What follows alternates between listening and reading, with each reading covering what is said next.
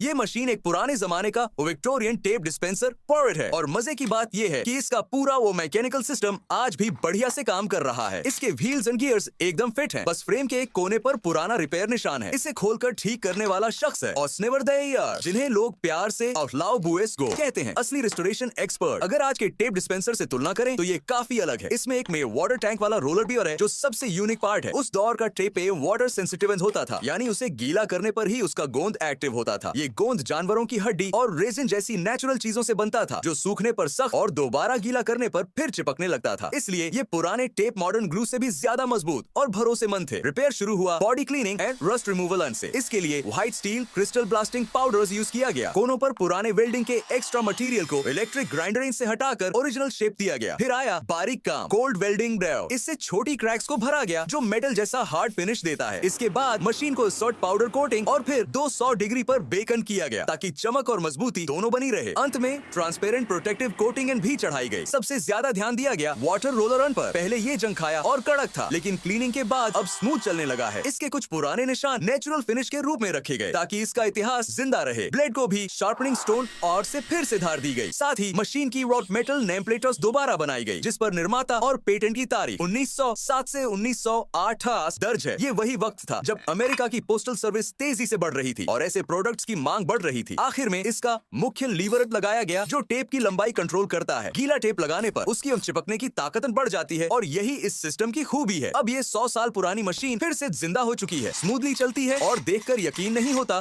कि इसे सिर्फ 90 यूरो में खरीदा गया था। अब इससे आप अपनी मनचाही लंबाई का टेप बड़ी आसानी से निकाल सकते हैं।